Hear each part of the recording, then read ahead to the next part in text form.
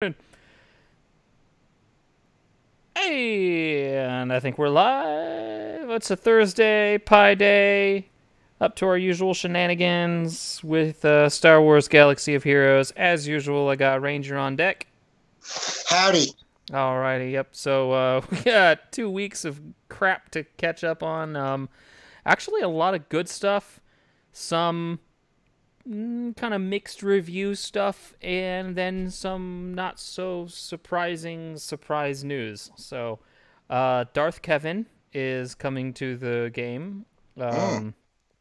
The infamous Triple Zeta Gamorrean Guard has obviously been revealed, surprise, as Darth Revan coming to the game, requiring the five fellas that we were expecting them. And I was kind of right with one of my guesses, I guess you could say. I wasn't wrong, per se, because I did speculate that they would require Karth, Canderous, Juhani, what was the fourth? Badstella and or Hot Topic Bastila, and HK-47 if they gave him the tag with a rework. Which, surprise, they're giving him a rework.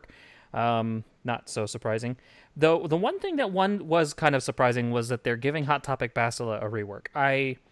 My speculation on that, though, is that they actually did experience a leak, which can't blame the Game Changers for Jack on that one, because we didn't know Jack. Literally, we knew nothing. We didn't even know that these forum posts were going live. So we knew nothing of the Darth Revan kit, and I'm speculating that maybe one of those leaks that we saw with the Darth Revan kit might have been more accurate than they were comfortable with, and so they had to real quick change up his kit a little bit last minute so that it wasn't obvious that the leak was accurate. And so in changing his kit, I think they might have disrupted a little bit of her existing synergy for what they had planned for Revan, and so that's why they're giving her a rework, because she's only been in the game for what, 5 months tops, hmm maybe four, I think.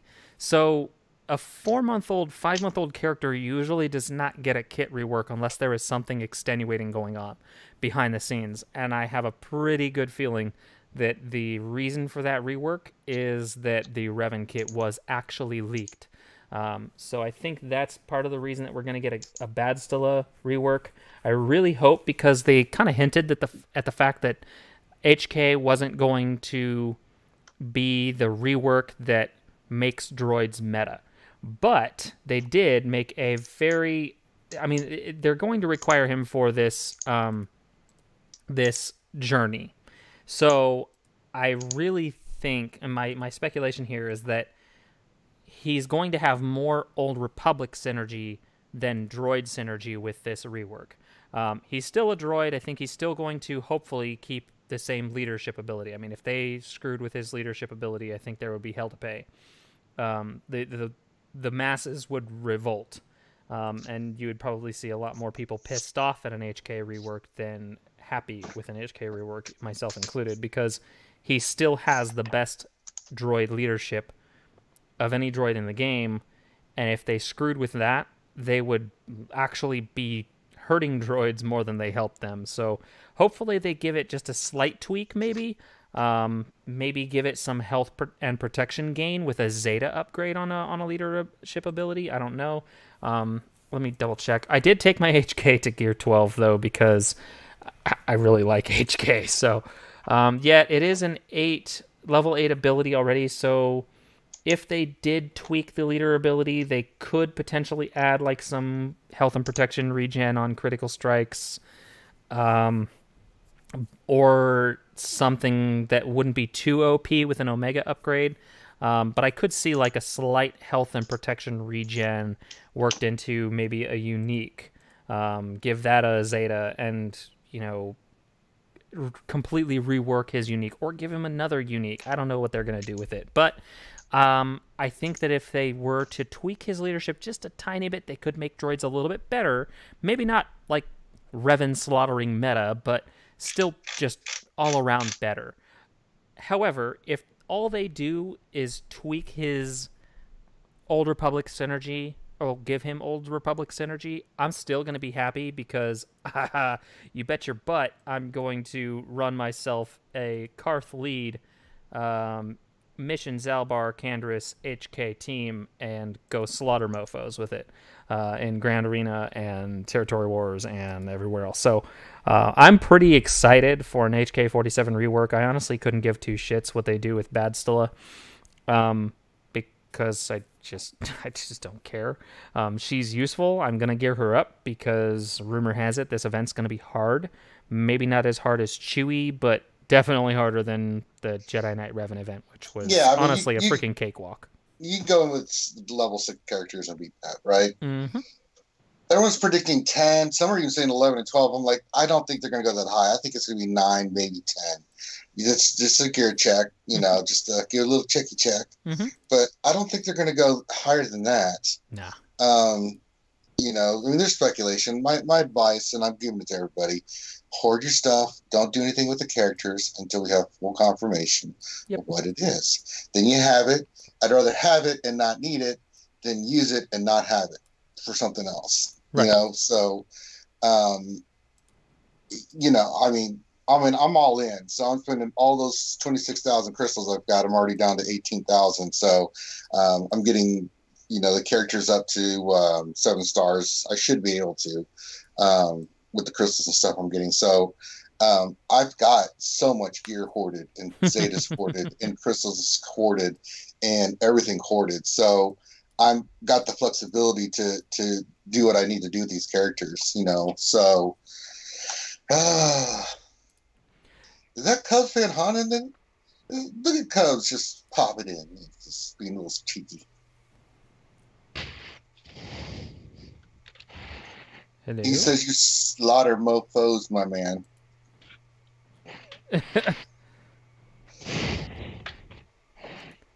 Deadpool, you're breathing heavy. It's kind of scary. Sorry. Howdy, guys. Cubs, why don't you just come join us in the damn Skype call instead of being all mysterious and strange? Yeah. Cubby, come. Hey, Cubs, get your monkey butt in here. We got Budweisers and Bratwursts. It's the best thing ever. Yeah, I don't have Cubs Skype. Let me get it from him in from chat here. Join in the festivities. It'll be a hell of a time. Yeah. Damn it.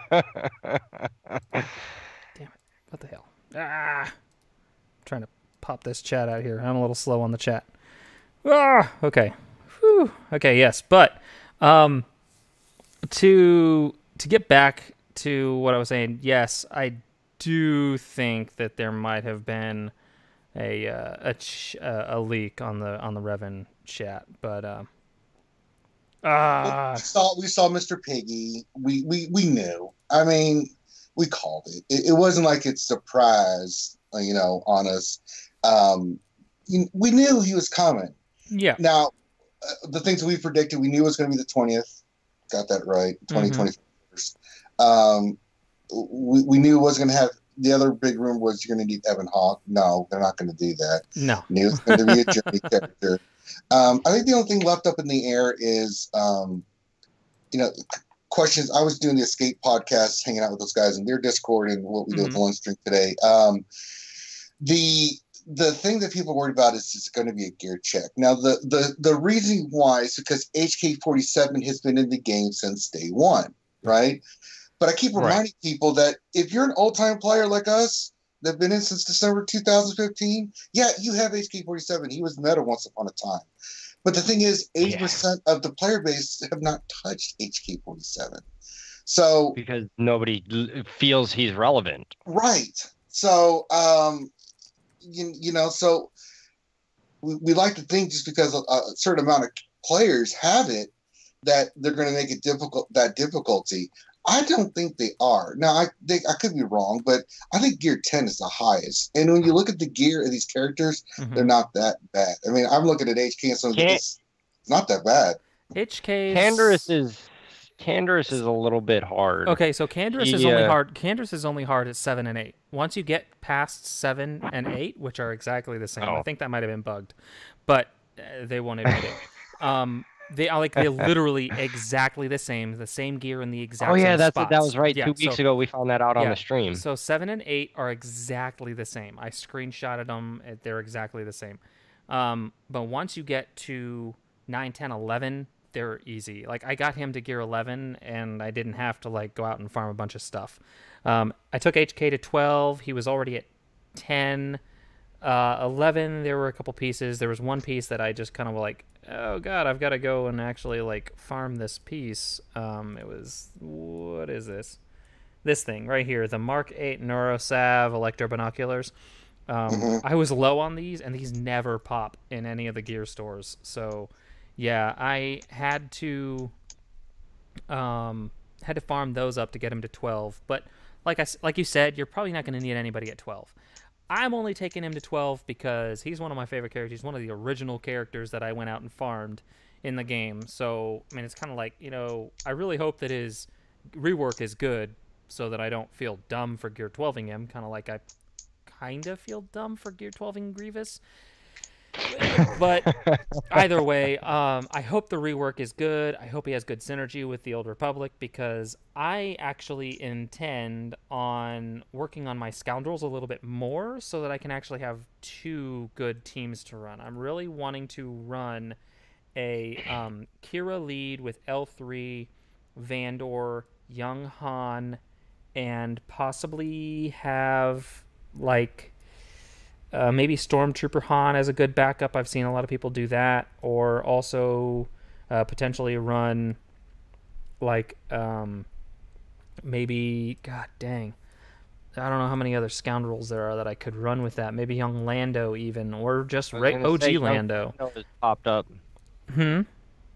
I was going to say OG or young Lando has popped up in compositions I've seen over the internet. Yeah, either way, I could run one of those squad members in that team and have some decent success with it. But then I also want to, because I want to save my mission in Zalbar for an Old Republic team.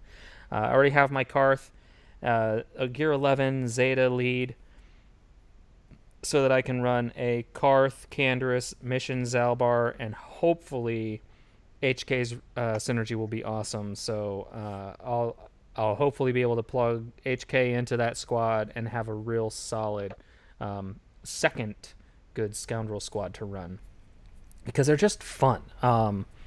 Even before you add the synergy, I was playing around with the 5 of them in my Galactic War here, and obviously Galactic War is just a cakewalk anyway. But yeah, I know Blackbeard, I know it HK rework hype going on, but I'm riding that hype train for days. I mean, you can see that an Old Republic team is they're just fun. I like the Kirstal team. I've been using Zalbar and Mission. She's ridiculous. I even put the Zeta on her.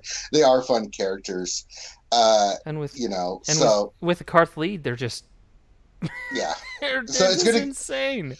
And another good thing, we're farming these characters up. There's another team that you could put on GA, TW, things of that nature, use them on offense, so it's going to give you 2 teams once you get all said and done with, multiple teams.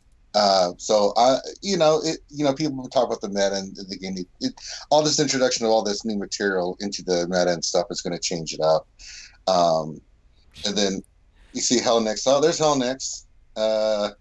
Here's a question for you guys. You think 5 full Mark 5 stun cuffs, 8 full MQ3 Carbantes, 10 full stun cuffs is enough hoarding gear if one has 4 out of 5 of their new Old Republic teams at Gear 7?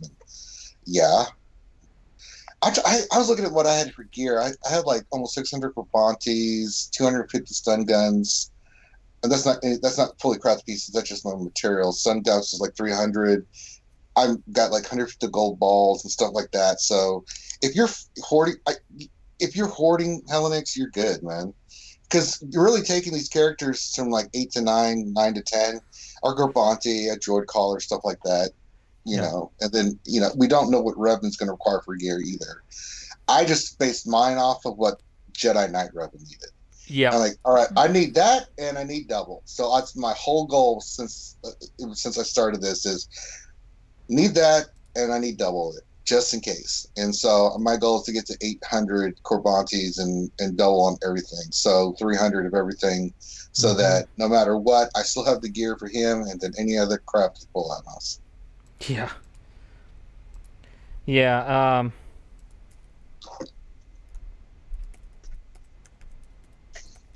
Sorry, I'm responding to the chat here.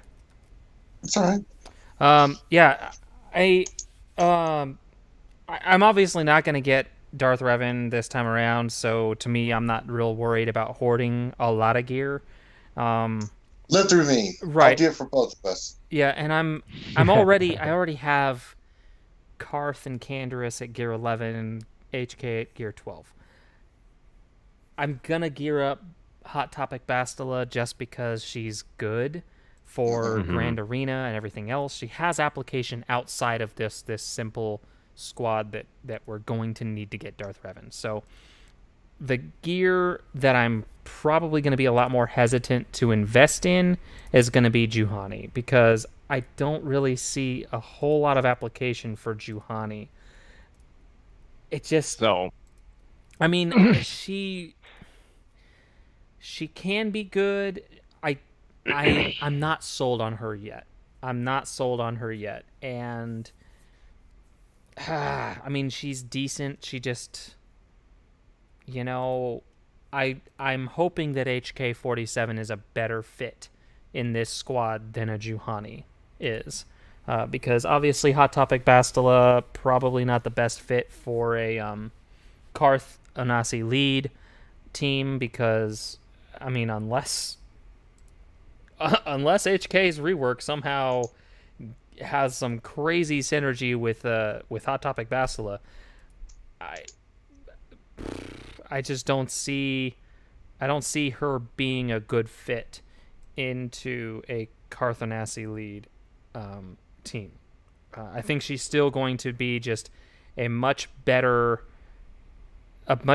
fit in a Darth Revan team. I think that's what the main goal of this rework is going to be. And I mean, god dang, I mean, Canderous just he's so good under Karth. I mean, look, all of these damage over time. I mean, just HK wouldn't even, he would have full health right now if it wasn't for the fact that he doesn't have an Old Republic tag yet. Like he would have full protection right now. That's just insane. I can't wait for the HK-47 rework. Okay, so I'll jump off the HK hype train here in a sec here. Well, in your battle, you'll see the new quality of life updates. Oh yeah, I'm really enjoying just about every, if not every, quality of life update. I have yet to see. So I know that somebody made asked a question. I know that somebody asked a question if they thought that I liked the sim rewards. Oh, Nathaniel Morgan, what do I think of the raid sim rewards? I wish there was more currency. Decent overall. I have no idea. Oh,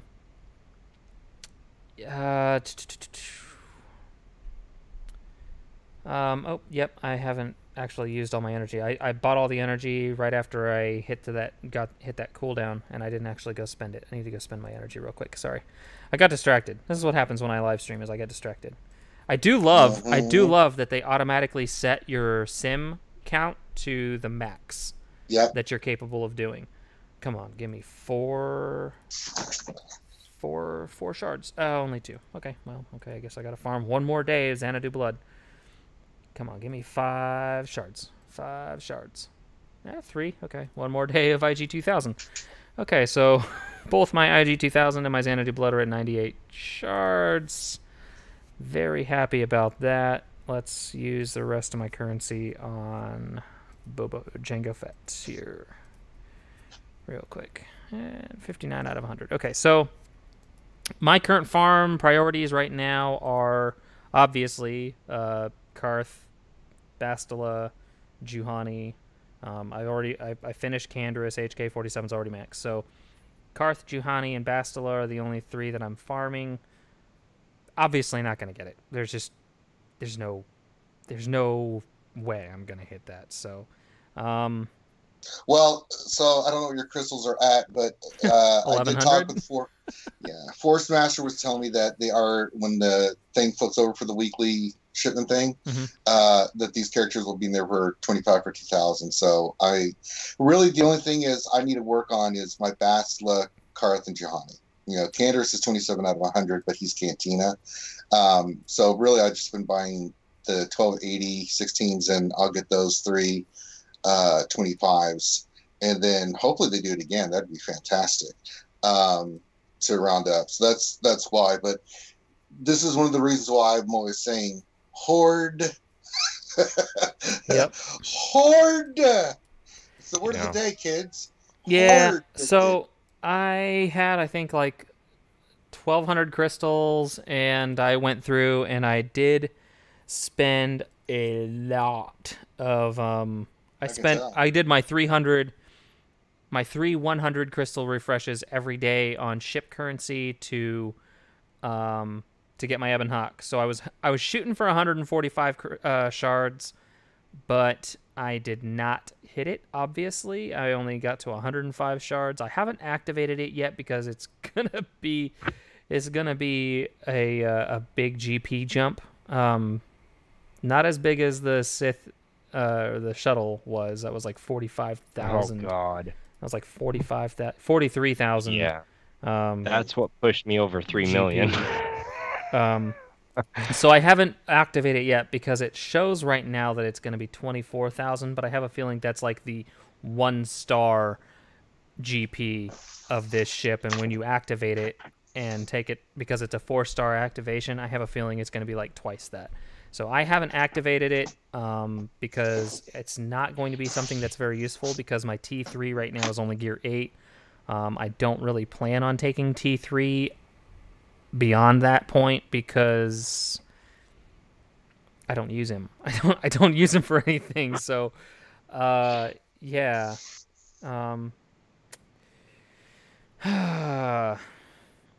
Yeah, okay, so Nemesis, I'm assuming I've tried her in many different squads. I'm assuming you're talking about Juhani because that was a little while back that we were talking about stuff. Yeah, I don't hoard Zetas at all. I'm at 33, I think, Zeta mats. Maybe 33 Zeta mats. Yeah, but yes, Nemesis, that is a Zeta on my Karth. I use Karth Zeta lead mission Zalbar in Grand Arena 3v3 on defense, and it is awesome.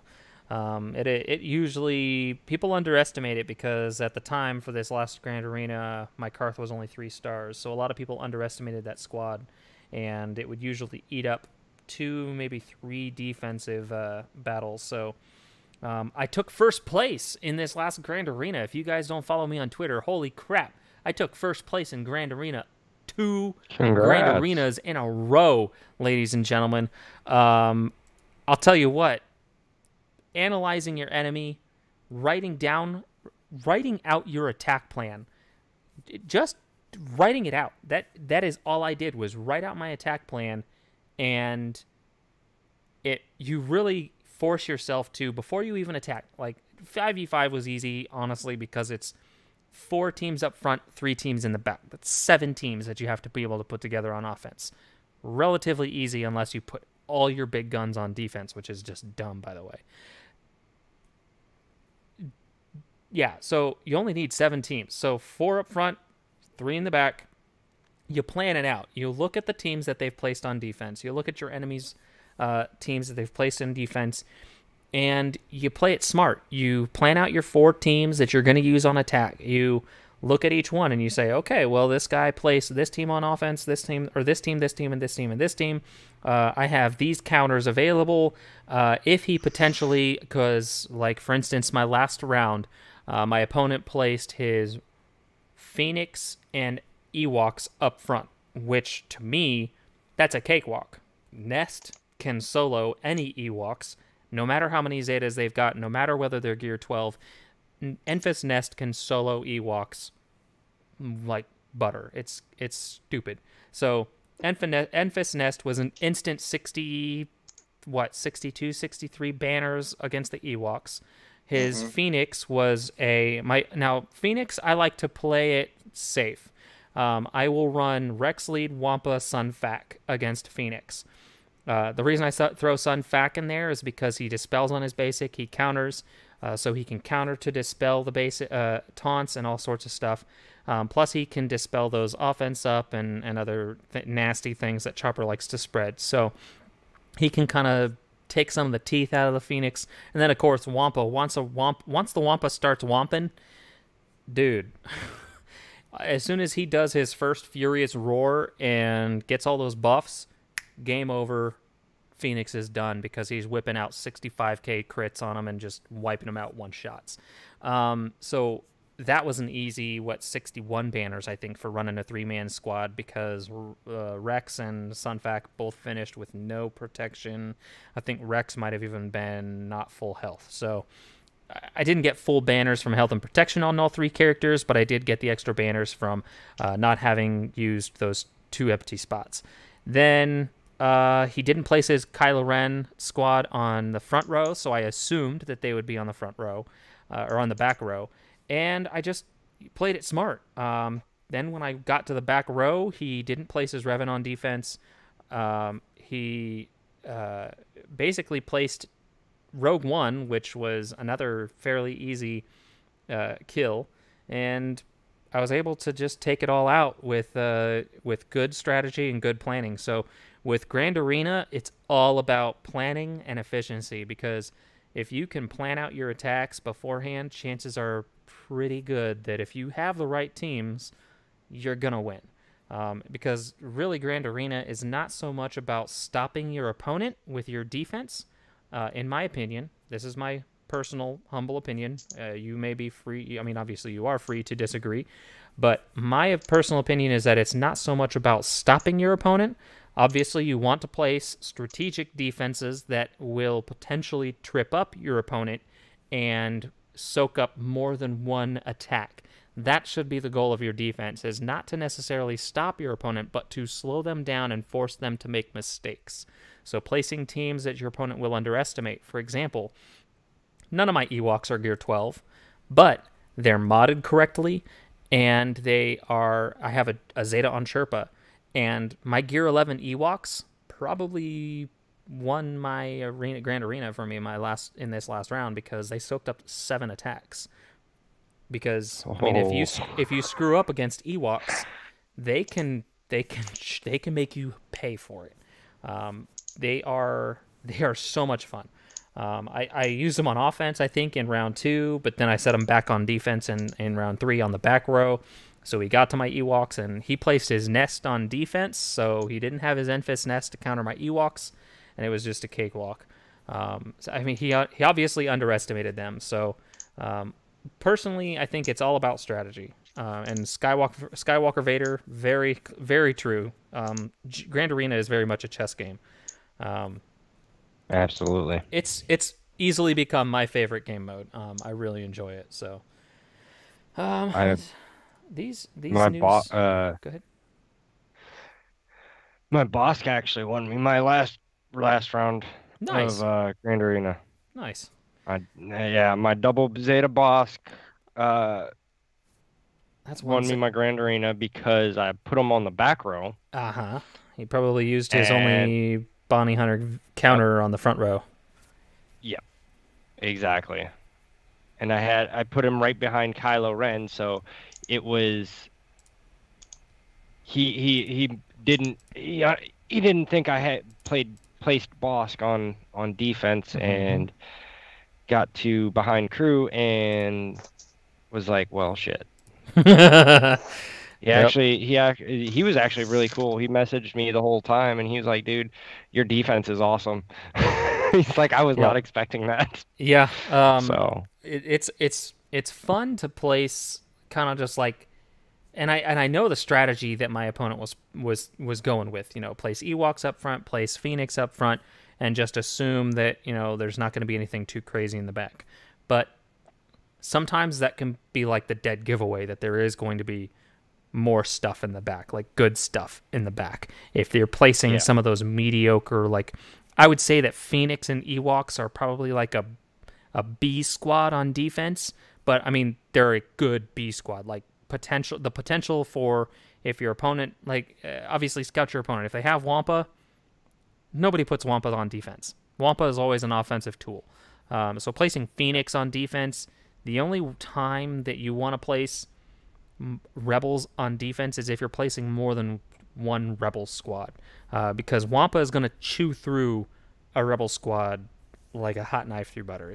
He's so good against Rebels, whether it be Rogue One or Phoenix. Right, exactly. So the only time I will put more than one Rebel squad on defense is if I throw like Rogue One up front on defense in the front row, and then I'll throw my old Ben squad on the back on defense in the back row, so that they potentially use Wampa on the front row and then can't use Wampa on the back row. So if you ever match up against me in Territory Wars, I'm pretty much giving away all my strategy here, but it is what it is. I love Galactic War or Grand Arena. It's awesome.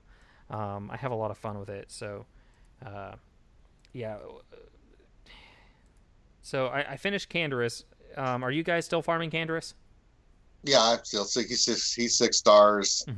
I'm working on 6 stars for Karth and Juhani, and then Basila is 6 on her way to. I'm sorry, Canderous is on his way to 7. So is working 6 stars for Basila, Karth, and Juhani. Okay. So after Canderous, what are you guys planning on farming? Because I just finished Canderous, I think a couple days ago. I've actually started farming the Sith Marauder. I'm not sure what I'm farming after him. Who was I working? I was working on something before him, so I'll have to go back and look. But no, not you. Crap! I forgot what I was working on beforehand. So when I finish Canderous, I'm gonna top off Chirpa because I got him to 67 out of 100 before the C3PO, so I could actually unlock him. Which I did it with Gear 9, no Zetas. To unlock. It did take a couple retries, but holy shit, I got him. Gonna gear him. I don't care about raids. I wasn't gonna waste a Zeta on Chirpa just to get to legendary tune when I knew the cards were aligning. I was like, yeah, no, I'm not wasting the Zeta I have. No. So I got the C3PO. I'm gonna finish Chirpa, which should probably take maybe a week with bad RNG after I finish Canderous. And then I'm actually probably going to move to Kira and eventually L3. All right. Because I've got them to 23 and 15 of 100, respectively. Yeah. Start working on that team. Yeah, that team is a lot of fun. Fortunately, my Kira and L3 are done. My stupid murder bears are done, so I have that. I guess you could call it the luxury of being able to farm a kind of potentially meaningless character like Marauder. Well, he might not be meaningless. He might have. We have what, 4 Sith ships now? Yeah, we do. Yeah, we've got 4 Sith ships, I think. No, 6. 5 Sith ships. 6, what, 5? Sorry, I can't count. I was sitting here going, oh, the TIE Advance, the Scimitar. The Scimitar is the one that a lot of people forget. Yeah. But yeah, you've got the B-28, right. the Sith Fighter, and the TIE Advance, the Scimitar, and Emperor Shuttle are all Sith. So you got 5 Sith ships there. I don't think they're going to be necessary for anything. I really hope they aren't going to be necessary for anything, because the Sith Fighter is so garbage, and I really don't want to waste my energy and resources farming that stupid ship. Or the character behind it. Well, the character behind it is good. it's just the ship itself is terrible. The Sith Assassin is great. I throw Darth Maul squad on defense, and it trips people up all the damn time. Um, I like Sith Assassin. She's good. And I only have her at gear 10. I probably should take her up to like gear 11 at least, but I don't know. I just hate the ships. Like, and the B-28 is it's kind of bad too, but it's only made slightly better by the shuttle. The Emperor shuttle gives the B-28 some purpose. At least gives it some purpose because of the synergy it has with Sith ships. The unfortunate part is the fact that unfortunately by the time that the the Emperor shuttle is going to go out and make another ship taunt, the healthiest Sith ship, god dang, say that 5 times fast. The healthiest Sith ship is usually the TIE Advance, so that ends up usually getting the taunt anyway. So it's like, well, what good is the shuttle? What good are you to me, B-28? You're garbage. So it is what it is. I'm gonna switch over. Whoop, I realized that they shoot. What the hell? Connect. Oh, okay. There we go. They compacted some of these interface options here. So I'm going to switch over to my test account where I have the splash screen. There we go. Where I have the Ebon Hawk unlocked 6 stars right now. I didn't take it to 7 stars quite yet, and if you follow me on Twitter, you know why. I was unlocking the Ebon Hawk via the packs on my test account. I mean, 32 million crystals. Why not just go the easy way, right? Why waste the time of farming it via shards when I can just spend crystals and just mindlessly boop, boop, boop, boop, boop, boop, boop, and open packs? So I got to 329 shards out of 330. And if you follow me on Twitter, you know exactly where this story is going. I was at 329 shards out of 330. I only needed one more pack of 5 shards. Didn't give a shit how many I got. 5, 7, 12, 15, whatever I got. I didn't care because everything past that one shard was going to be cannon fodder. And I'll be goddamned if I didn't open a flippin'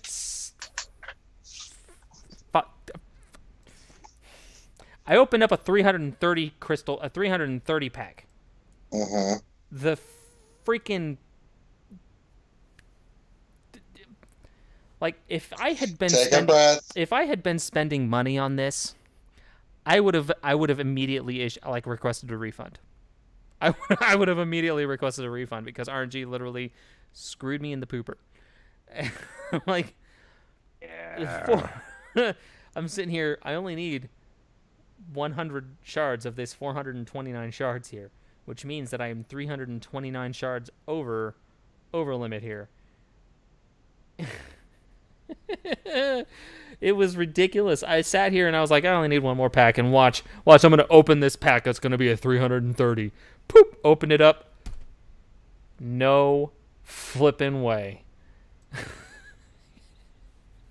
I could not believe it. I absolutely floored with that pack opening. It was I couldn't believe it. I couldn't believe my luck. It was absolutely insane. So let me see here. Yep, 329 shards. There you are. I guess they're technically blueprints, but whatever. Golly. That was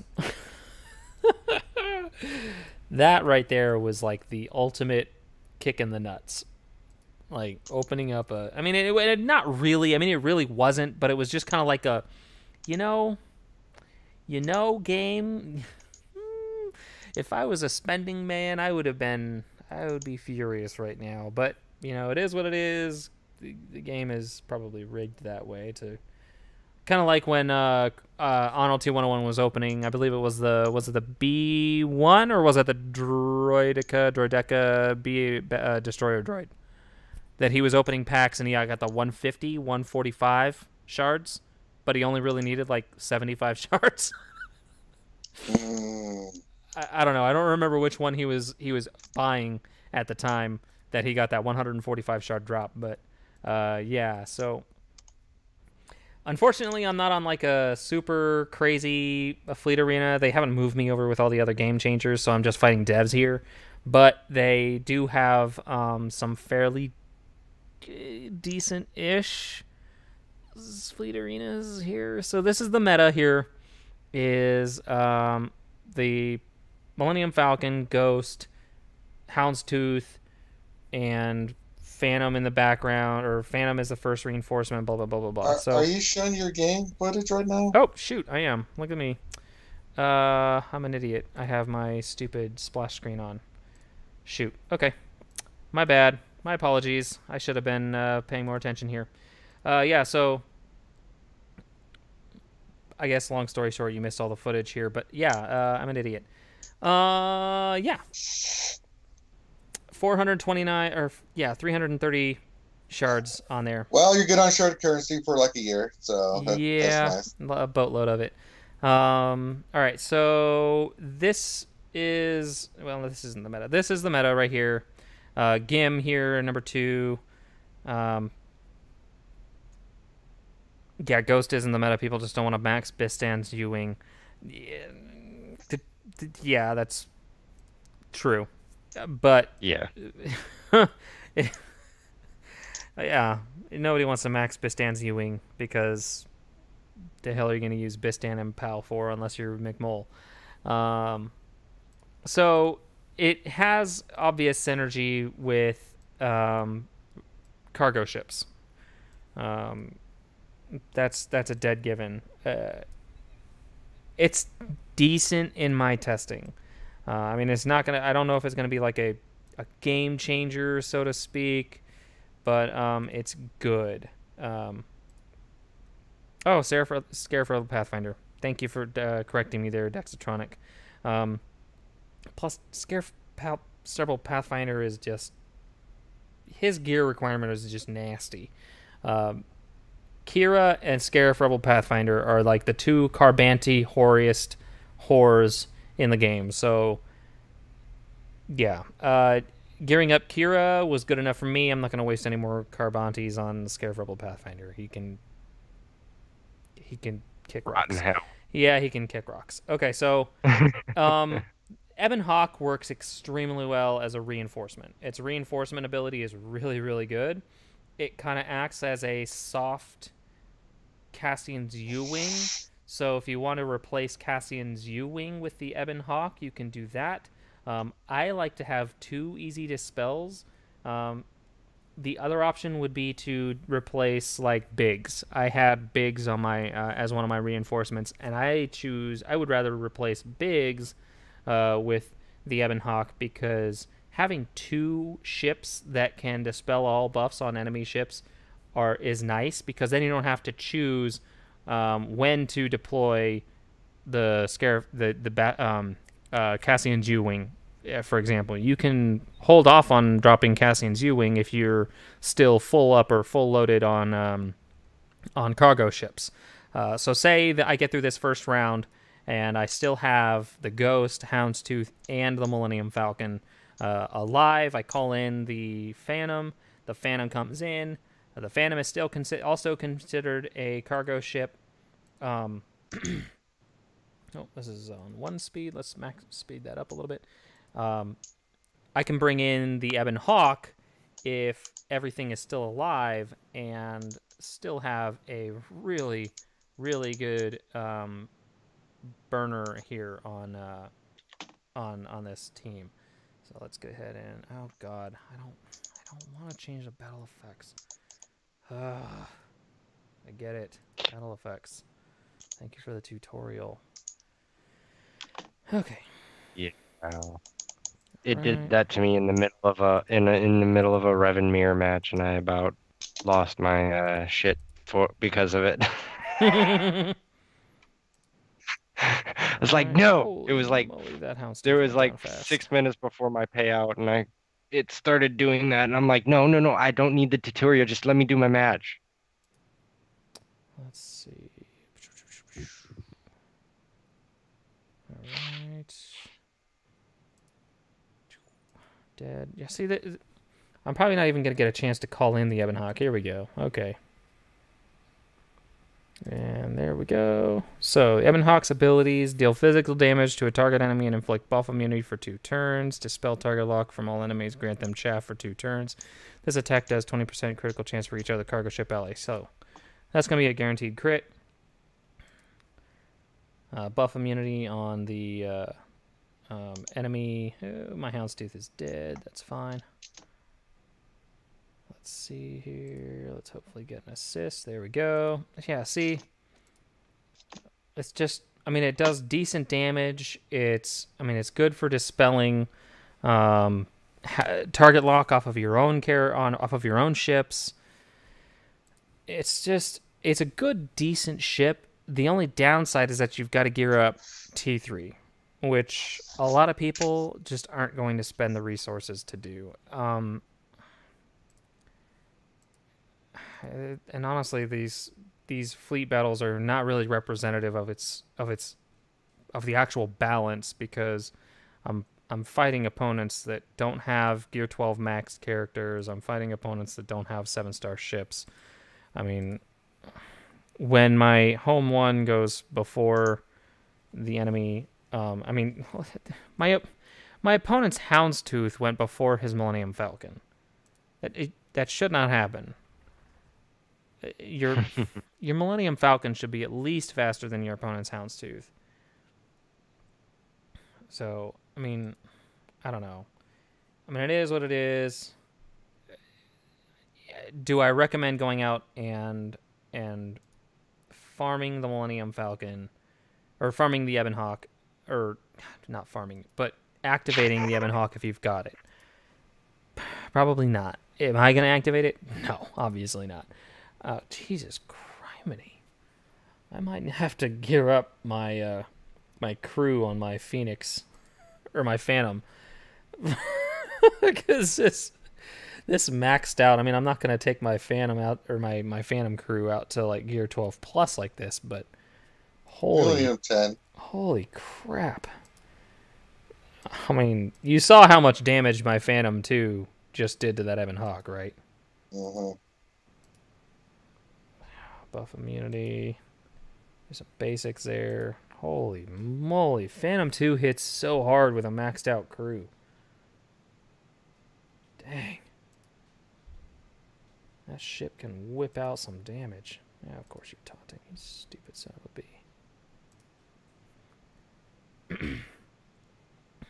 I guess the bottom line is that it's gonna be evaded.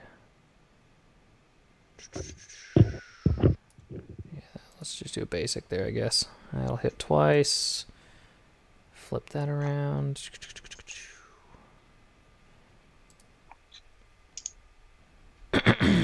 Yeah, this will be game over. It's good. I like the ship. It's got a decent kit. It's simple, but it's effective. It works the best as a reinforcement. It's not a starting lineup ship. So, yeah.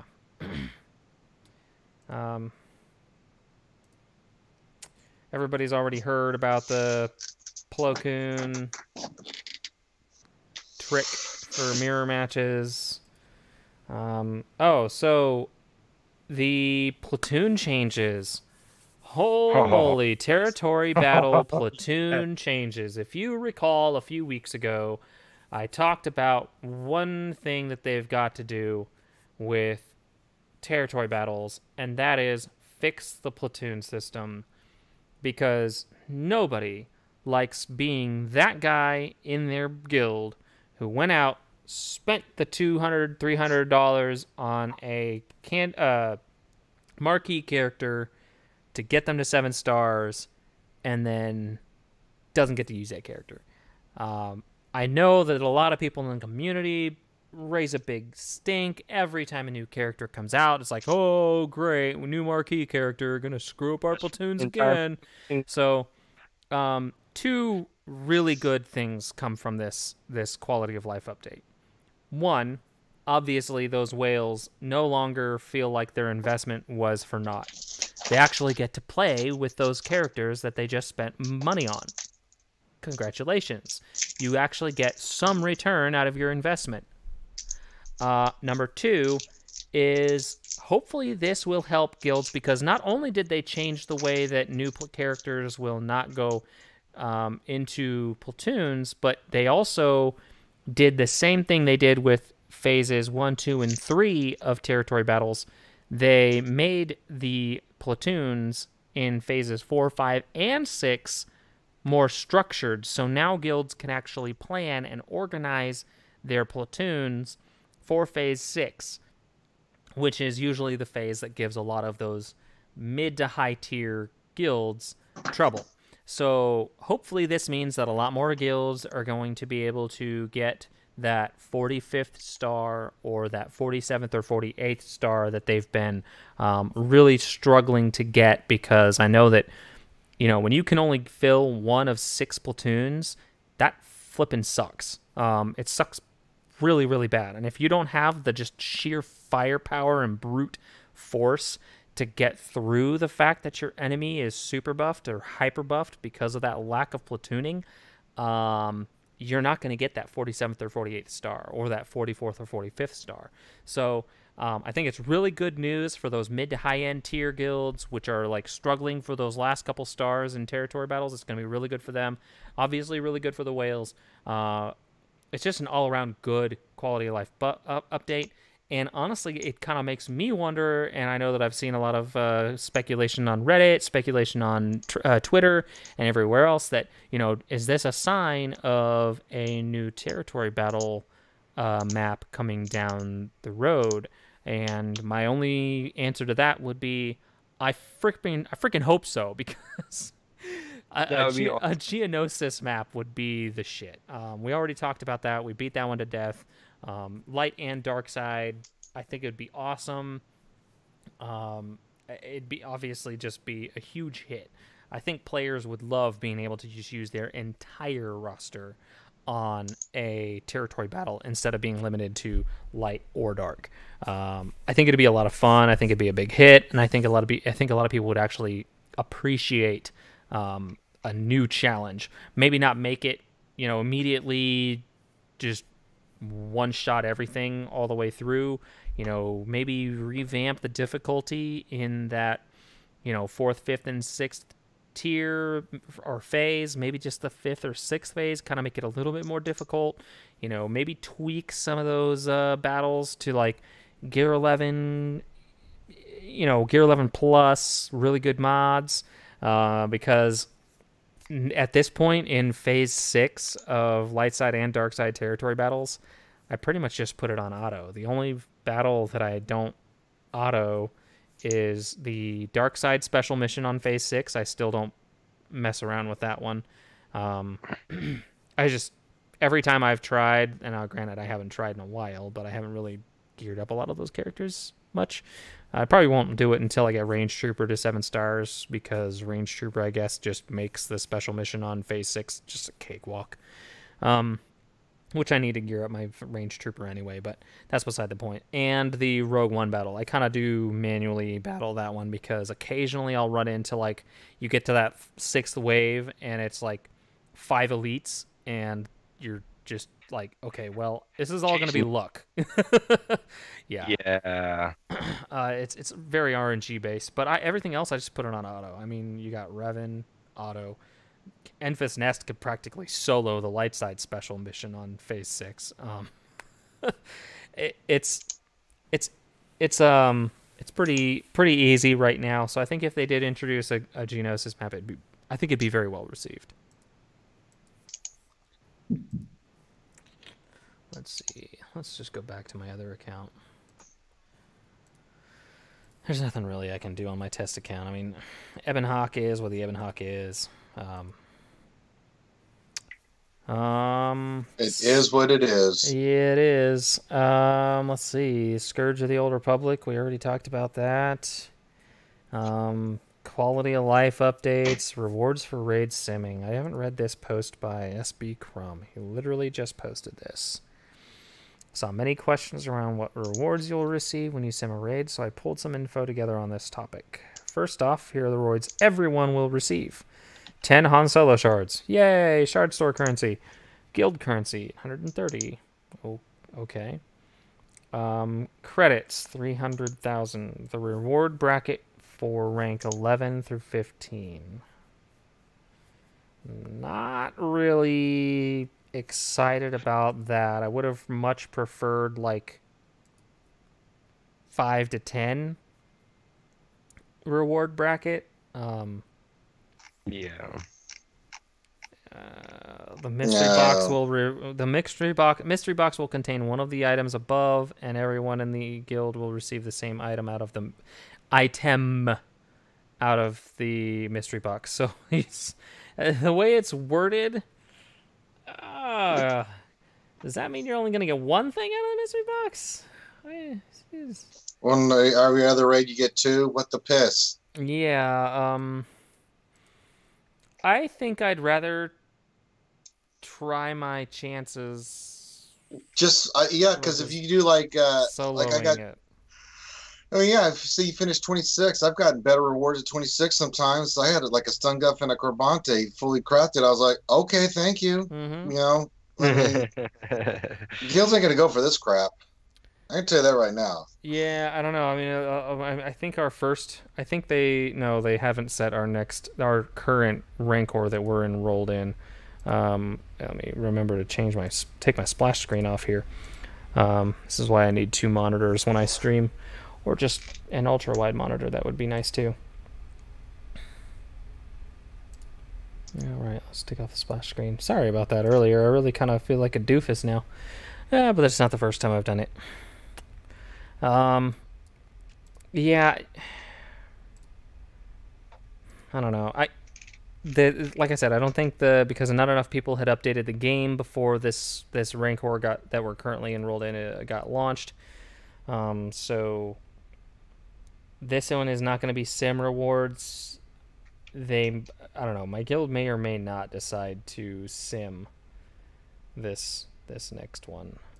It'll be interesting to see what they decide to do. I'm not real excited about rank 11 through 15 rewards. I mean, I understand they gotta try and like find a happy medium so that everybody kind of feels like they're not getting screwed by the rewards, but that's kind of what it feels like right now. Yeah, it does. I mean, all the players that actually show up to the raid and don't just post a 0 have a chance of getting that 1 through 10. Yeah, so why would you bother with this? Yeah, so why would you mess with it? And if only 15 people show up to your raid anyway, those 15 people 10 of them are going to get better rewards than the sim results, and it's like, I'm not saying screw everybody else, but screw everybody else. I mean, if they're not going to show up to the raid anyway, then yeah, I don't know. Like, I don't know. Man, HK's getting trashed here. Yeah, this is disappointing. Yeah, I was kind of hoping for slightly better rewards than that. I mean, 6 to 10 would have been perfect. That's what I think. Or if they did 6 to 15. Yeah, I mean, sometimes you get this and sometimes you get that. I would like, okay, it's a sim. You got to roll the dice. But 11 to 15, no thank you. Yep. Yeah, holy moly.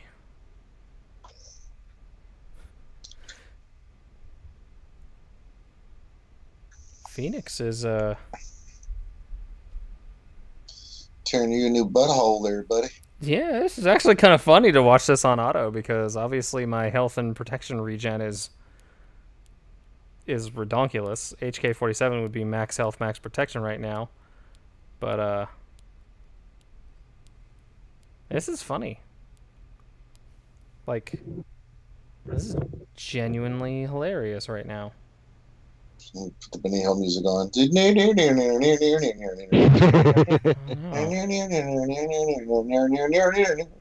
So the problem here is that let's see. I think it has. Well, holy cow! How is Kanan getting so much health back? Like, he's getting hit, and Mission is not doing more damage than he is getting back from. Is he debuffed? Yeah, he's debuffed. I think that's why.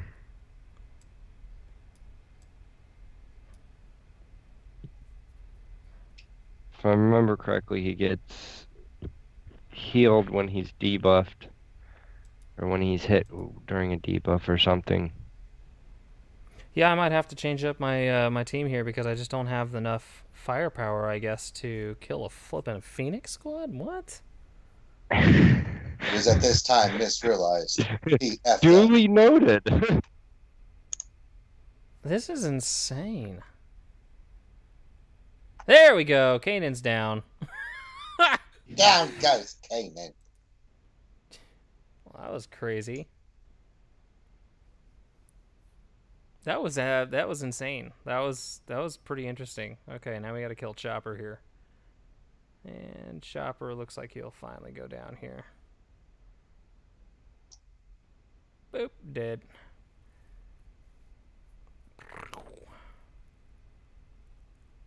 And yeah, okay. So once Kanan goes down, it's cake.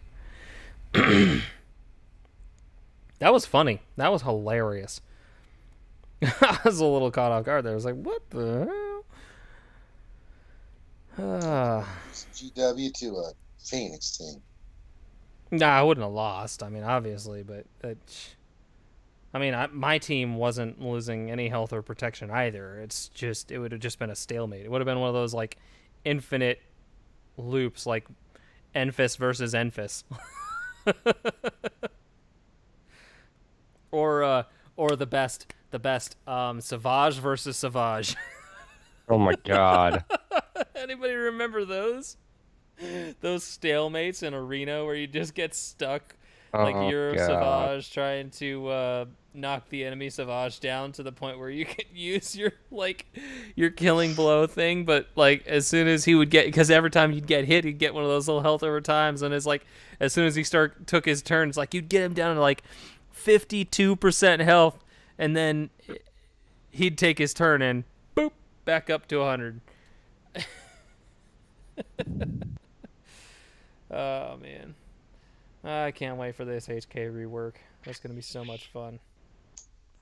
I'm just excited for him to get the Old Republic tag. That's literally all I'm excited for. I honestly don't. I couldn't give a shit less what they do with his kit, just to give him the Old Republic tag so I can run him with a Karth team and not just have him sitting on the bench doing jack. Because right now there's just not enough droids out in the game that are worth it that I want to use on an HK team rather than putting under Rey Jedi Training, because that's one of my favorite teams to run on offense in Galactic or in Grand Arena. Is I'll run Rey Jedi Training, and I'll throw BB-8, R2, C-3PO, and sometimes I'll just throw Finn on there because I mean I don't have enough resistance to run two full resistance teams. And Finn is honestly the tankiest and still has a lot of damage, and he has a stun, and he has an expose, and he can cleanse debuffs, and he's just a good character. He's an all-around good, even just standalone character, not even necessarily hinging or depending on his leader ability. He's a good, like, I basically run these top 5. Rey, Jedi Training, C-3PO, R2, BB-8, and Finn. That's a good team. That's a really good offensive team. Plus, it gives BB-8 a boatload of speed. So BB-8's always going to go first. It's just so much fun. It's a good team, real solid. That's what I usually like to run. So I don't save those droids to run because right here, let me just pull up my droids real quick. What would I run with HK-47? These top 3 are already out of the running.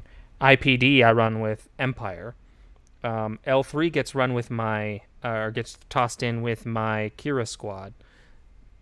I'm not gonna run 88 or 86 because I mean they're just they're squishy as hell. Chopper is only gear 9, could take him to 10. I mean he's good, but and then B2 and my IG100 are only gear 8, so I don't have the characters to really run with an HK lead. So I'm really hoping that his Old Republic synergy is good, so that I can just run him with Karth and not worry about gearing any more droids. So that's really all it boils down to.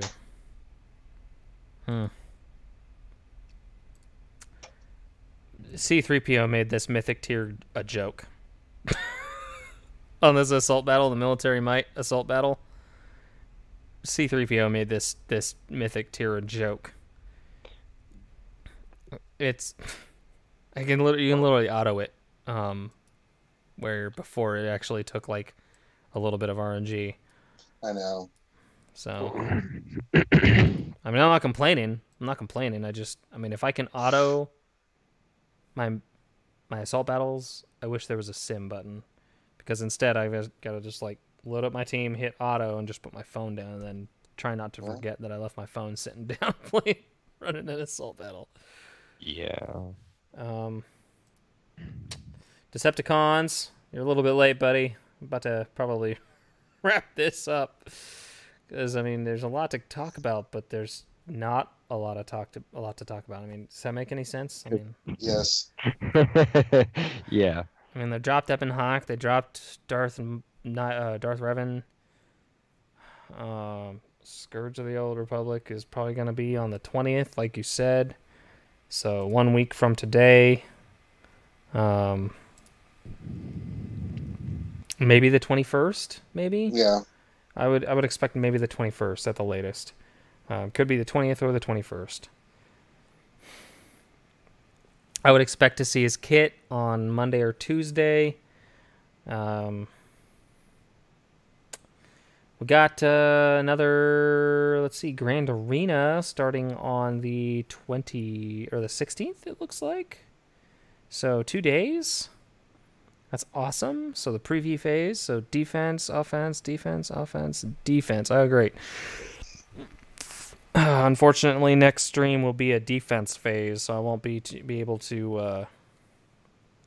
Well, you can go back and review. That's a good thing about Grand Arena. You can go back and show what you did and what happened and stuff like that. Yeah, that's true. I can do that, but yeah. Then the next one is going to be on the 24th, so that's going to be a preview. Defense, offense, defense, offense. Okay, so the 28th, there will probably be an offense opportunity for the second round of the last Grand Arena for this month. So I am happy that they are dropping 3 Grand Arenas this month. That did make me happy. I like Grand Arena. Yeah, I think it made all of us happy, actually. Yep. The one actually starting on Saturday will be a 5v5 characters and ships. So that'll be fun. I might activate my Ebon Hawk for that one, maybe. Nah. I'll hold off on that one. I think I'll save my Ebon Hawk. I do not know though. I do not know when they are going to. Let's see here. I do want to check on one thing. Dev announcements and news. Does anybody know, because you guys might have already found out, do you know if one of these quality of life updates included the exclusion of ship GP in Grand Arenas that do not... Yes. Yeah, there it is. Okay, I just went to the quality of life round 2. Grand Arena matchmaking improvements. Character-only Grand Arena matchmaking is no longer impacted by ship GP. Of course, that was too little too late because the last Grand Arena was a 5v5, no ships. Might not have gotten matched up with a couple of my opponents in this last Grand Arena because I feel like their ship GP was much higher than mine. And their character GP was just not as good. I've heard of a lot of people like running into opponents that like don't have Revan still. Like, how did you not get Revan?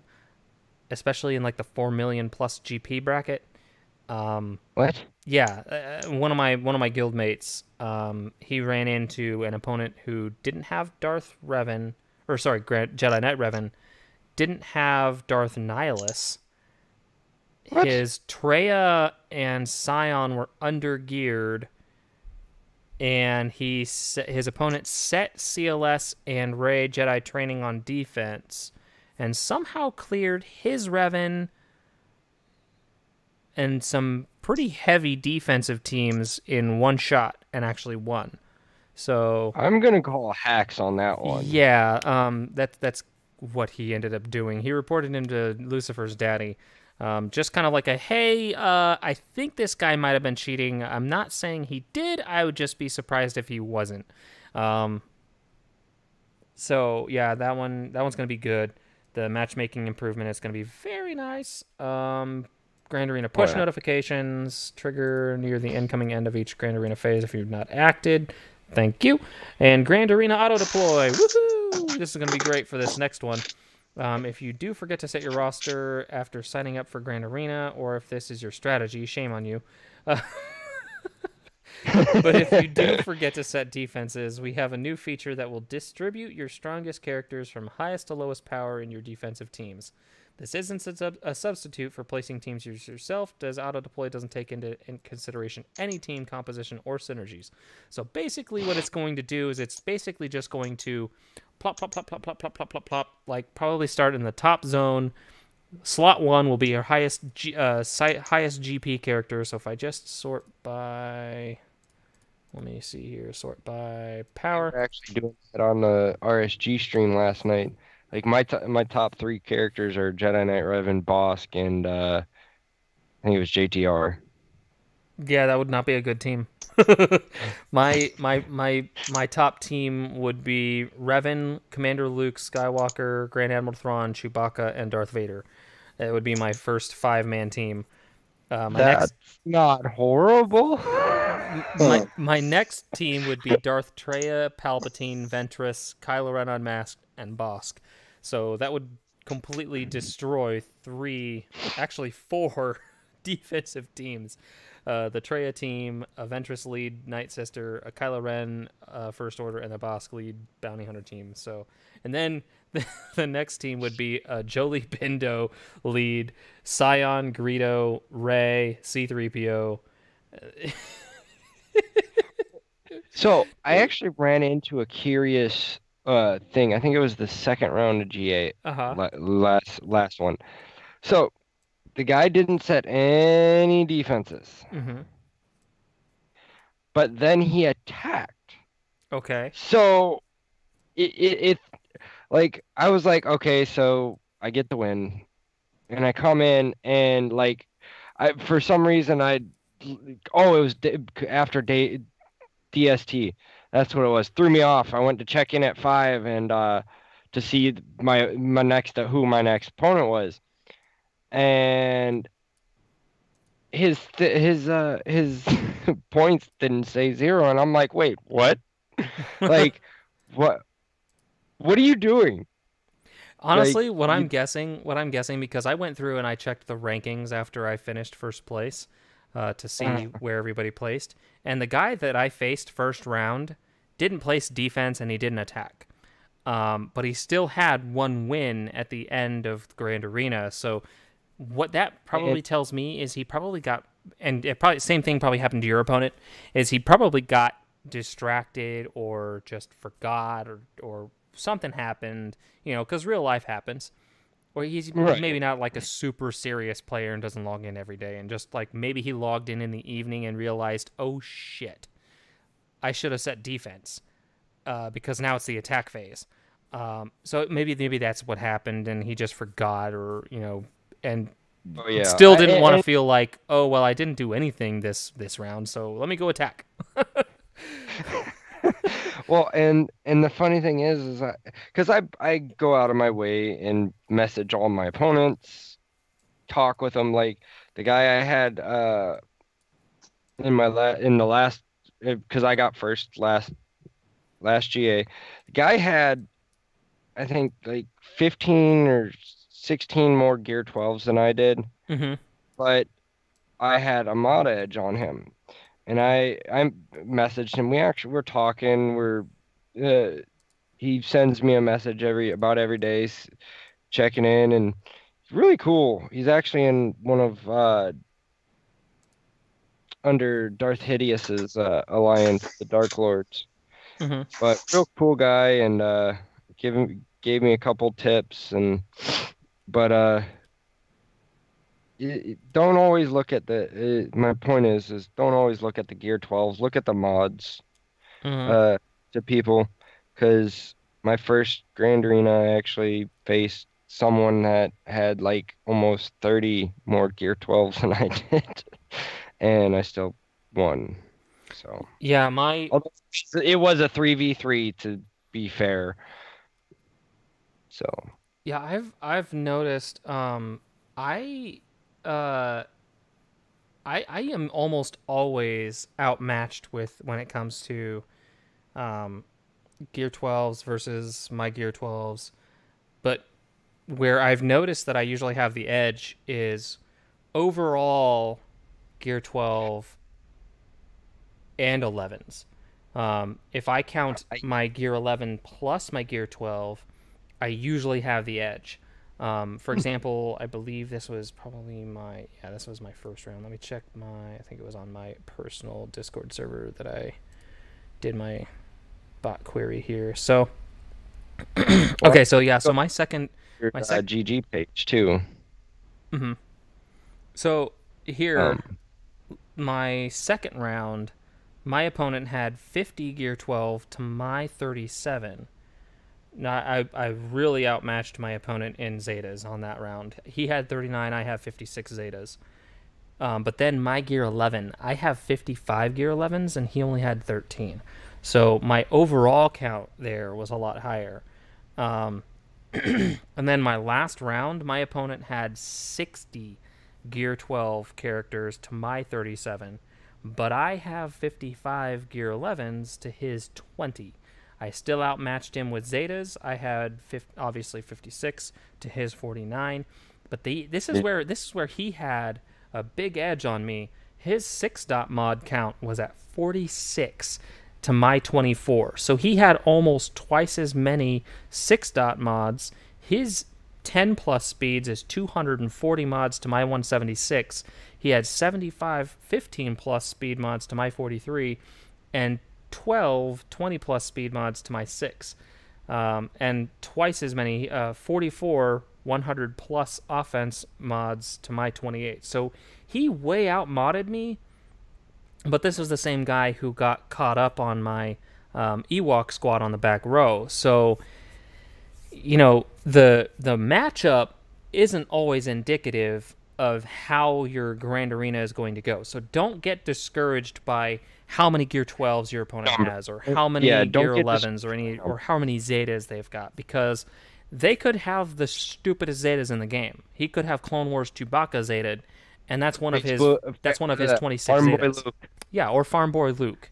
He could have a bunch of just useless garbage Zetas. Pow. He could have Zeta Pow. I mean, there are a lot of worthless Zetas out there, and if your opponent isn't strategically Zetaing his characters, then you're still going to have an edge. You could have less Zetas, but more efficient Zetas. For example, Commander Luke Skywalker. You don't need his a Zeta on Commander Luke Skywalker's his unique ability. Learn control. You don't need this Zeta. When Luke doesn't have call to action, he has plus 50% crit avoidance and plus 100% tenacity. Yeah, it's nice-ish, but that's really only when he's under AI control, because that's the only time that Commander Luke Skywalker isn't going to be using call to action. Like, when you're using Commander Luke Skywalker on offense, manually controlling him, you don't usually take him, remove call to action unless you're trying to remove buffs or replenish his health and protection. Right.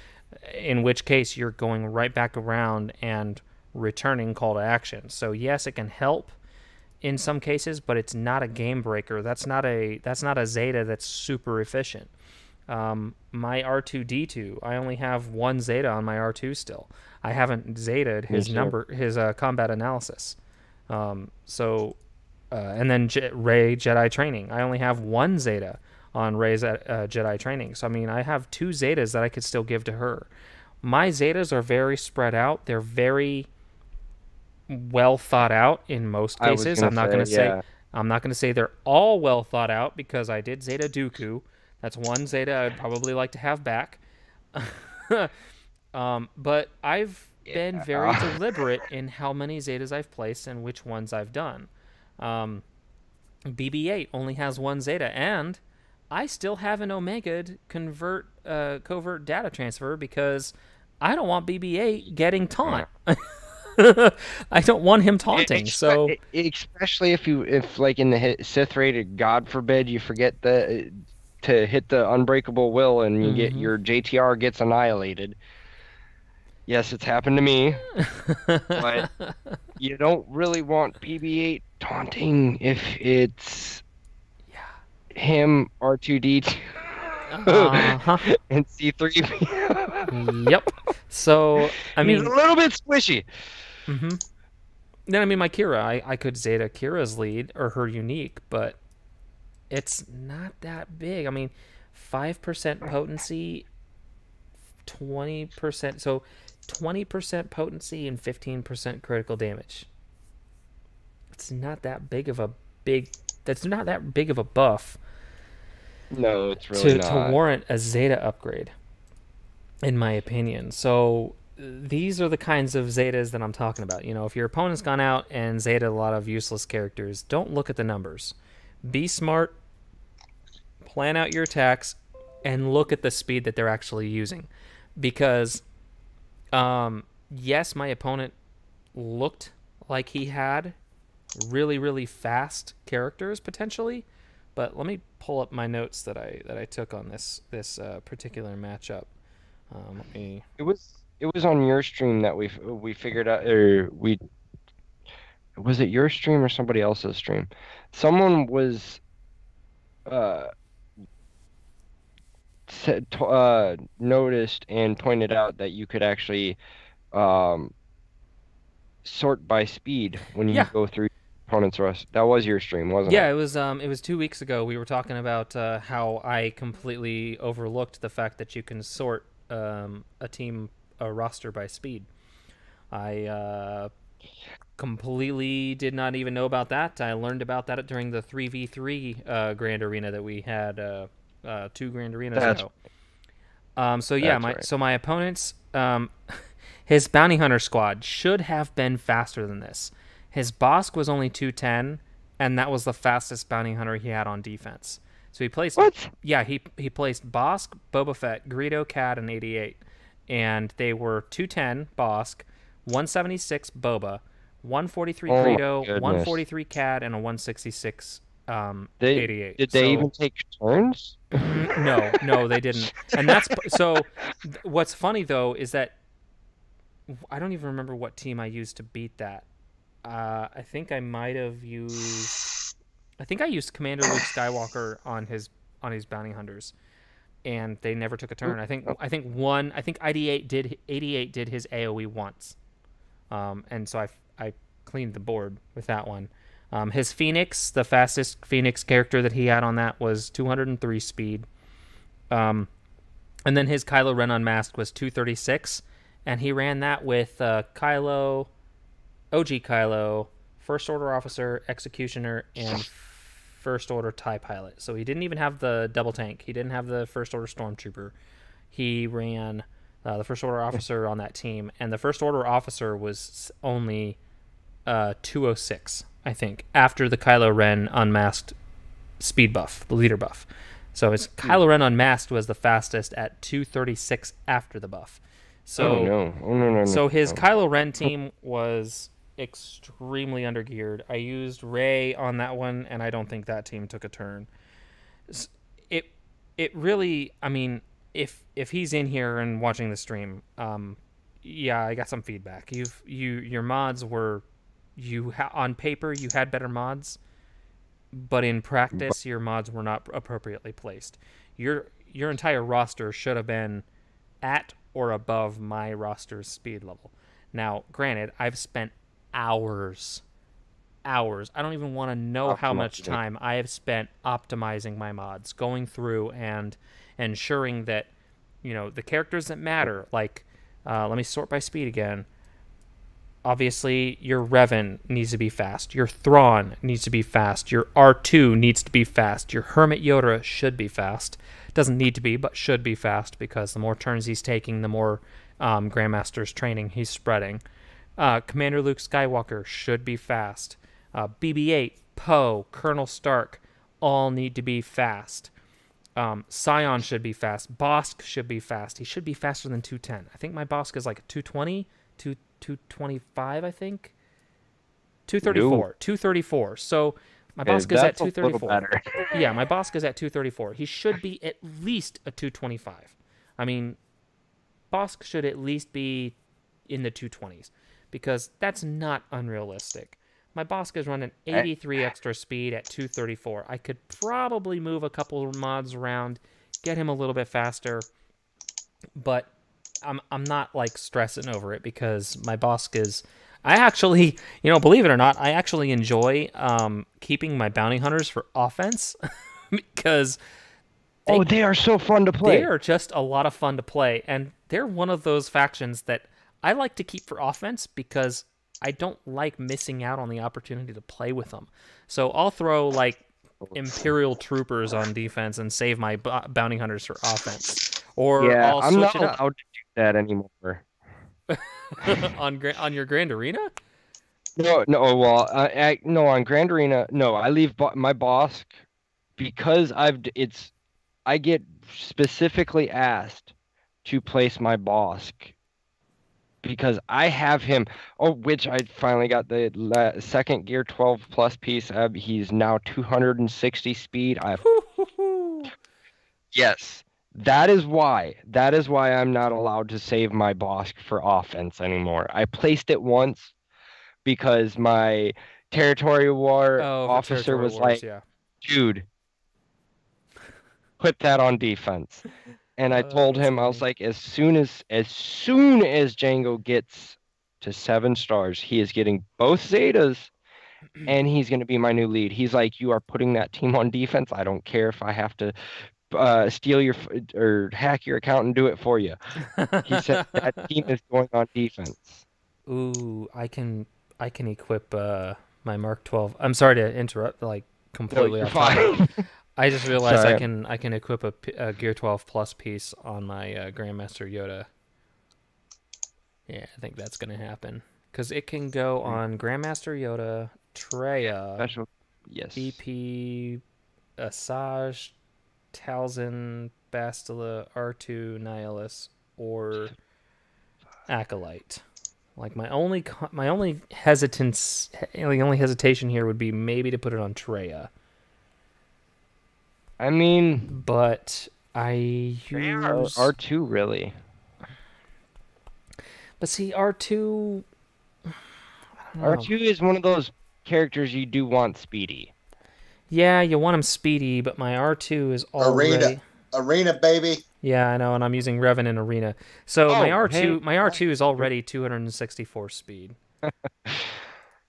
So get him to the 270. I mean, well, but see the flip side to that is my Grandmaster Yoda would benefit more, I think, from this because he only has 62 speed because I went max special offense with him. So he's over 7,000 special offense.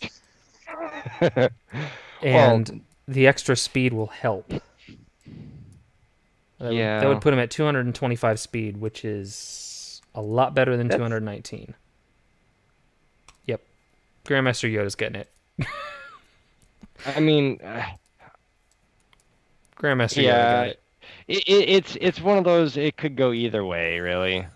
Well, and that also boosted his special offense up to 7,200 from 7,020 something. I think it was at 7,000 and change, and now it's at 7,200 and change, 7228. So I actually did the other day. I did because I actually finally switched to Revan mirror matches because I got Jolie and Hermit Yoda to Gear 11. Mm-hmm. I am running Triple Zeta, Jedi Knight Revan, Jolie Zeta, and Bastila has a Zeta because I was using her on defense for Territory Wars. Mm-hmm. So those are my only Zetas. Okay. I want to give Grandmaster Yoda a Zeta. I want to give Hermit Yoda a Zeta, but I don't. Yeah, I hear you. I can beat for a penny, out for a pound. Yeah, I can beat faster Revans. I've got Jedi Knight Revan to I think like 285 speed. Faced one that was 301, but that guy doesn't know how to optimize his mods. And I went through and I changed Jolie's mods. I changed Grandmaster Yoda and got him up to like 67k, or I'm sorry, 6.7k. And I don't have GK in there because I don't have him geared. I was gearing the Ewoks for the event, so monkeys and stun guns galore. So gearing the Ewoks was probably one of the most painful things I've ever done. Yeah, it's not an easy thing to do, and I mean, trust me, I would much rather have GK in there. He's a lot better, in my opinion, than the whole Ewok faction. And I could probably get smited for that. I don't care. But I needed to unlock C-3PO so I can at least start gearing him and at least learn how he works. Because that is a wall of text, and I was like, I can read it 1,000 times. I just nope. I don't get it. I need to practice it. So. Yeah. I don't know, man. It's just, I don't know. Like, this game is really just a gear grind. Is really what it is. Absolutely. You hit 5 and it's you're all it is gear grind. Yep. 100%. I got to teach the wife a little bit about mods yesterday and how to use the mod bot. Good. No. Well, I mean, every 5 minutes. What mod should this go on? Oh, I don't yeah, know. okay, yeah. I guess that makes perfect sense. That makes perfect sense. It's fun though. She's getting the hang of it. Well, that's good. It's tough. I mean, I can't tell you. I mean, obviously, my last opponent in Grand Arena, you know, on paper should have just wiped the floor with me, but didn't. So, yeah. I mean, it's just poor mod decisions. It's like poor life decisions. You know what I mean? God dang. They happen. Poor Zeta decisions too. Oh, I saw I don't remember what server it was on. Someone I think it was Urza's server. Someone's Grand Arena opponent had a Gear 4 or Gear 5. I don't remember the early gears because like barely any of my characters are that low geared. But they had like it was I think a single square blue gear color, and they had a Luminara Unduli Zeta, and I was like, why? Why? Like, why would you even Zeta something that's Gear 5 to begin with? Yeah, I think I saw that. I think I saw that screenshot. Holy cow! I just got an 80 something crit with my Grandmaster Yoda. I don't know if I want to beat this. Let's put this on auto now and see if we can win this. I think we can. 45 seconds. I only got to kill his Revan and yeah, Revan's down. Here we go. 39 seconds just to kill Bastila. We're good. We're good. We got this. Boop. Good. Good. Good. 45, 54k crit on Bastila to kill her. Cool. All right. Well, yeah, I'm happy with that gear investment. Might not be the fastest Yoda, but he hits like a damn truck. So I'm happy with that. Oh, it's so awesome to see that little green shithead crit for Ace. Yeah, I know, right?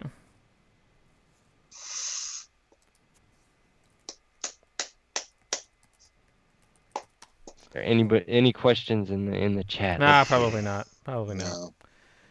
We're just chilling, talking, chilling some more, talking some more. Yeah. Where's my Platoon? So my Platoon is at gear 11 because I use his ship. I do not have him modded exceptionally well right now because I can't really. I mean, I don't really have the mods to spare. And I swear to God, I leveled up a dozen or so mods the other day, and speed did not hit a single time. So, yeah, rather infuriating. Wanted to throw my phone, but didn't feel like buying a new one. So he's just kind of got random mods because 5 mods for his ship. He's a pilot. Yeah, obviously no speed because he's only at 129 speed. To really get the most bang for your buck out of Plo Koon, you're going to want to get him to like 225 speed, I think, is that sweet spot for being able to beat a Revan squad. And in all of the offensive battles I saw with DB officials feed, and I think Arnold T101 made a video also talking about the topic. You don't need him super fast, and you generally will replace General Kenobi when you're using him on offense, and you don't want to leave him on defense because you'll just get crushed. The 3PO Zeta. So which 3PO Zeta do I have? Let me scroll up here to my trusty C3PO, and which one is the Zeta? Is it the Protocol Droid? No, it's not Protocol Droid. Oh my goodness, I believe is the one. No, maybe that is not. Which one is it? Is it oh my goodness? It might be oh my goodness. Yeah, the Zeta is the good. Oh, Zeta is good. Zeta is oh my goodness. Okay, then yes. Then it is oh my goodness.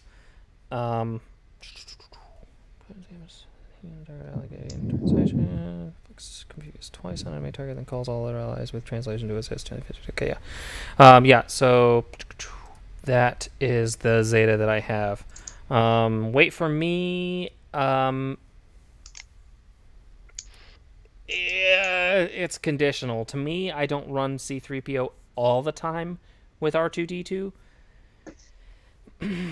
It's okay if you're going to run R2-D2 with C3PO all the time. Otherwise, I don't know so much about... I mean, it's nice because, you know... I don't know. And then Vestra. Oh, hello, Vestara. How are you? Guildmate, my old Republic. That's pretty much where they're at right now. Not going to get Darth Revan. Yeah. Just not going to happen. Normally take out Bastila. You don't need her. You can just take the buffs from the other team. That's true. Ploto's fine on defense, especially if he's geared. I think that's if you're going to... Now, so the reason that I like having Bastila in there is because she has that Dispel on her special. Did Jason? Did I miss it? What are you all theorizing for the +2 in a Darth Revan team? Darth Revan, Fallen Bastila. So HK might be good. I would hope that he would be good with Darth Revan. But you could just run Darth Revan, Fallen Bastila with the Triumvirate. Run Traya, Scion, and Nihilus. I mean, if he's going to have Old Republic synergy, obviously they aren't going to be Old Republic, but hopefully he has Sith synergy that just outweighs that. Otherwise, I could see him potentially... I just... Please give me the rest of the Separatist faction rework. Count Dooku hits like a flippin' wet Kleenex. He's not even a wet noodle. Not even a wet noodle. Like, a wet noodle at least has a snap to it, right? Count Dooku is just his damage is pretty sad. It's like, it's so bad. Like, at gear 12, I think I've got his 3 pieces on. Yes, I have the 3 pieces, and he still hits non-crit for like 4K on his basic. That's so bad. Like, I understand that you don't want him counterattacking people into oblivion, but at least do more than 2% of a character's max health and protection. Like, come on. Like, seriously, it's so bad. Barris hits harder than Dooku, and that's not a... And Nathaniel Morgan is right, 100%. Barris Offie hits harder with her basic than Count Dooku. What the F? Like, fix that, please. It's just... Ugh. Yeah. Yeah. And I mean, and so if I gotta run HK with Darth Revan, jumping back to that, if I'm gonna run Darth Revan, Fallen Bastila, and HK, because assuming that he gets like the double bonus for Sith and Old Republic, obviously HK-47 is not gonna be a Sith, but he at least gets the Old Republic bonus. I would probably, if I could only run 2 of the Chris Paul, Dooku hits so soft it's stunning. Oh god, if only he's stunned more often, right? That's the only good thing about Dooku's kit is his just rampant stuns. But anyway, so if I was going to run only 2 of the Triumvirate, it would definitely be Traya, because the ability to cleanse the buffs at the beginning of every Sith ally's turn with her unique is just too good to leave out. And it would probably be conditional on which enemy team I'm facing. If it's a Revan mirror, like if I'm running a Jedi against a Jedi Knight Revan, I might be more inclined to run Scion to strip the buffs. But if I'm running against other teams, I would probably be more inclined to run Nihilus for the Annihilate. Or if I'm running against a Jedi Knight Revan, depending on the HK rework, if HK doesn't cleanse buffs or do something else really cool like Death Mark, uncleansable Death Mark, that would be pretty wicked to give HK-47.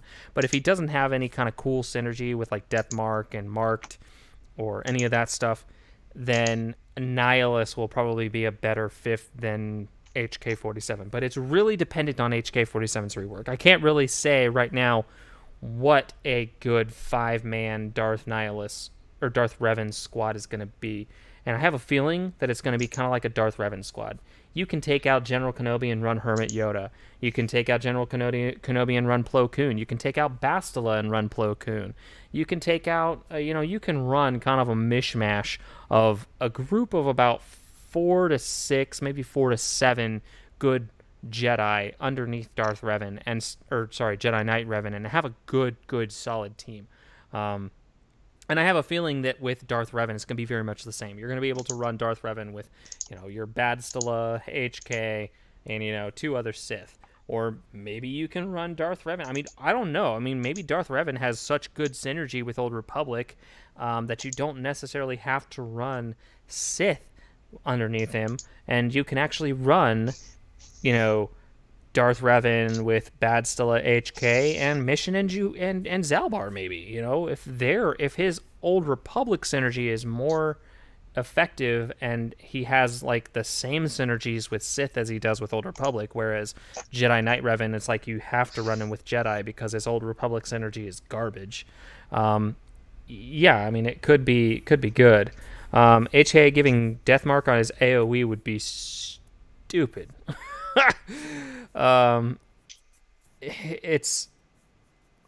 It's gonna be ridiculous. HK just needs to be good. The rework for HK needs to be better than the rework for General Grievous. I hate to say that because I know it would absolutely be devastating to Arnold T101, but it just does. Like I can't see any world where they just make HK47 just like he's got to be good. He's got to be good. But yeah, Nathaniel Morgan, the HK rework is going to have to be good if we're going to replace a Sith Triumvirate with HK. Or Bastilla's kit may not be her rework too. I mean, it may just be kind of like this isn't that good. And we don't know if we're going to get Darth Malak anytime soon. So, I mean, this could be poop. But then off topic, kind of rounding out the stream here. I don't know. What do you guys think?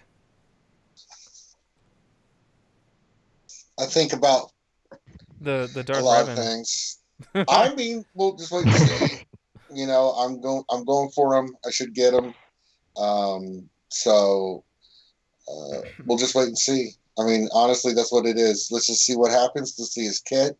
I mean, yeah, exactly. Will HK be when you need for him? I don't know. Will it be all Sith like it is all Jedi? I don't know. So it's all speculation, guys. Until we know, we don't know anything. So just relax, take a breath, farm the characters. Yep. Hoard your gear, hoard your stuff. Just enjoy the ride for now. Yep. Yeah. Well, what'll be will be. There's nothing else we can do about it. So we'll wait and see what happens, and we'll go from there. That's my advice for tonight as we shut her down. Yep. But yeah, we were talking about it before the stream, but I just got back from vacation yesterday. That's kind of why I was AWOL last week. We were getting ready for vacation, and that's all that stress. But I was down in Texas on vacation, and I swung into an outlet mall and happened to be looking for pop vinyls. That was what I was hunting for. And I came across, let me make sure I'm not going to completely blow out the screen here, but I came across a Cad Bane pop vinyl that is a limited edition. Let me see if I can get this in focus here. It was a 2018 Summer Convention limited edition, so I was pretty stoked to come across that one. Add it to my collection back here behind me. So that was kind of my find of the weekend. But other than that, not a whole lot. I mean, just waiting for Darth Revan. I'm not going to be panic farming anything. I'm just going to be probably getting my ass kicked in Arena by Darth Revan until I unlock Darth Revan, and then Darth Revan will take up 89% of the meta. Because I think that's what isn't that what the meta report is right now, that Darth Revan takes up 89% of the meta right now? Yeah, Jedi Revan's 89, almost 90%. Or sorry, not Darth Revan, Jedi Revan. Let's see, meta report. All right, so rank 1. Revan is 90% now.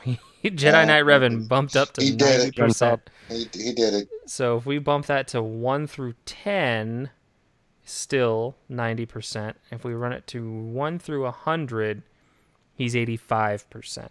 So it gets a little bit more diverse if you break out of the top. I'm assuming probably the top 50. If they ran a meta report for the top 100 or top 50, I'll bet it would probably still be 90%. Let's see, the squads. Yeah, the number 1 squad is Revan, Bastila, General Kenobi, Grandmaster Yoda, and Jolie. That is the meta. So. And freaking tastic. Yup. So yeah, let's see squads. Did Rank We've 1. never had a meta this dominant, have we? No, I don't think we have. Even when Treya was running Well, around Treya rampant, was a hard to acquire tune. You had to grind her out. yeah, she was much harder to obtain. So she didn't just blow up into the meta. She slowly trickled into the meta. And even then, you still had a lot of people like myself. I got tired of running Treya mirror matches, and so I geared up my Commander Luke Skywalker, I geared up my Chewbacca, and I ran CLS and just mopped the floor with Treya. So I mean, you had a lot more diversity in the meta before the second showing of Jedi Knight Revan, where everybody else got Jedi Knight Revan. So that's going to be probably what happens with this one. Is you're probably still going to have a lot of Jedi Knight Revan. Now this is assuming that Darth Revan actually disrupts the meta. I really hope that it isn't just insane power creep, where it's just like Darth Revan can auto Jedi Knight Revan. I really don't want that. I think it is. Yeah, that's my greatest. I'm going to agree honestly. with Ranger on this one. I have a feeling it is, and it's just like when we had all those Dark Trey. As soon as Revan came in, it was have and have nots. It's going to be the same way. Darth Revan, it's either going to be haves or have nots. So the meta will be whoever has Darth Revan, the other one's scrambling to do whatever they can with what teams they have with their Jedi Revan and stuff, and then like 10% of whatever other people have, So that's what I think. Well, that's a possibility. Yeah. It's a possibility. I really hope it's not that way, because I don't want my Jedi Knight Revan to just be shit on from day one of next week. Granted, it's probably going to take about 2-3 weeks for Darth Revans to really start to infest arenas, because people got to gear him up. People got to get all the Zetas on him. People got to, put up the synergy if they don't have like HK geared up or Bastila geared up or whatever the case may be. It'll be a slow trickle, aside from those, handful of whales that already had everybody all geared up and all Zetaed up, and a stockpile of 17 Zetas and, everything else under the sun. So, yeah. I'll keep gearing my Basilishan Fallen up just because, but yeah, I mean, I just hope I don't get and honestly, if I do just get knocked back into the top 100 and can't fight my way into the top 50 consistently, whatever. It's just a game, At the end of the day, it's just a flipping game. It's a game that we all enjoy playing. Exactly. So, I mean, to me, it's like, I'll get him when I get him. Yeah, and at the end of the day, we got to remember that it's a game. It's something we're meant to have fun with, not stress out about. Yeah. Hopefully you don't find yourself No offense, but you need to work really hard on remembering that sometimes. Yeah, listen to your wife. Yeah. Science. So let it be written. So let it be done. Oh, no doubt. I don't think we can end it there, man. 2 hours. No, I don't subscribe to Amazon's Pop Smuggler bundle or whatever it is. Let's see. Used to be 88. Yeah, okay.